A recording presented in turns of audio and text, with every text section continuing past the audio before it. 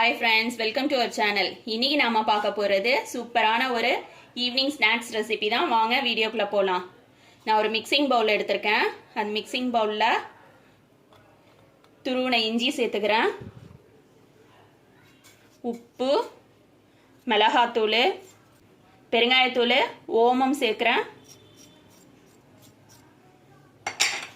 First இத நல்லா கலந்துக்கலாம். அரிசி மாவு சேர்க்கிறேன். கடலை மாவு சேர்த்துக்கலாம். இதோட அளவுகள் எல்லாமே நான் டிஸ்கிரிப்ஷன் பாக்ஸில் கொடுக்குறேன், செக் பண்ணிக்கோங்க. எல்லாத்தையும் நல்லா கலந்துடலாம். இது மரவள்ளி கிழங்கு பச்சையாக உள்ளது. தோல் எடுத்துட்டு இந்த மாதிரி துருவிட்டு தண்ணியில் போட்டு வச்சுருக்கேன். தண்ணியிலேருந்து வடிகட்டி எடுத்துக்கலாம். தண்ணி இல்லாமல் நல்லா ஒட்டை புழிஞ்சிட்டு இதில் சேர்த்துக்கலாம். மரவள்ளி கிழங்கு சேர்த்ததுக்கப்புறமா நல்லா கலந்து விட்டுக்கலாம்.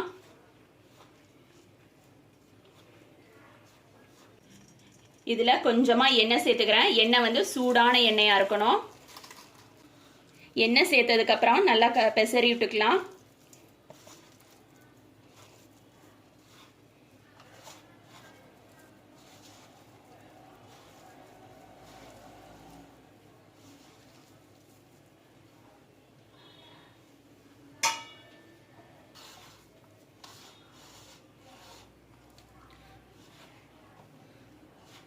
நல்லா கலந்ததுக்கப்புறம் மாவில் லேசாக தண்ணி தெளிச்சுக்கலாம். தண்ணி நிறைய ஊற்றக்கூடாது. ஏற்கனவே மரவள்ளி கிழங்குல ஈரம் இருக்கும், அதால் நிறைய தண்ணி சேர்க்க வேண்டாம். கொஞ்சமாக தண்ணி தெளிச்சா போதும். கொஞ்சமாக கருவேப்பிலை சேர்த்துக்கலாம் வாசனைக்காக.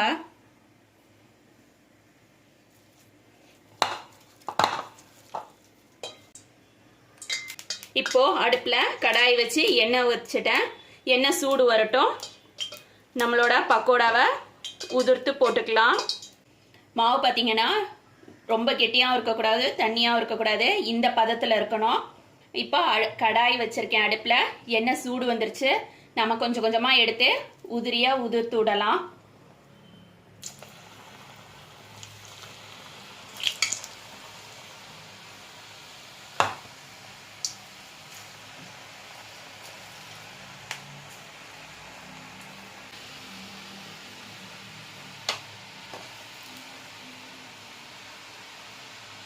அடுப்பு ரொம்ப ஹையில் வைக்கக்கூடாது, மீடியம் ஃப்ளேமில் தான் வைக்கணும். நல்லா பொரியட்டும். பொரிஞ்சதுக்கப்புறம் எடுத்து காட்டுறேன். இப்போ நம்மளோட மரவள்ளி கிழங்கு பக்கோடா ரெடி ஆயிடுச்சு. எல்லாத்தையுமே எடுத்துடலாம்.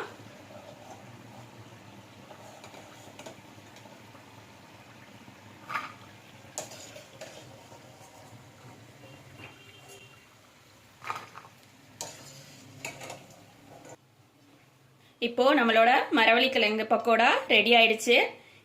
எப்போதுமே பக்கோடானா நம்ம வெங்காயம் வச்சு தான் செய்வோம். மரவள்ளி கிழங்கு வச்சு செய்யும்போது ரொம்ப டேஸ்டாக இருக்கும், நல்லா கிறிஸ்பியாகவும் இருக்கும்.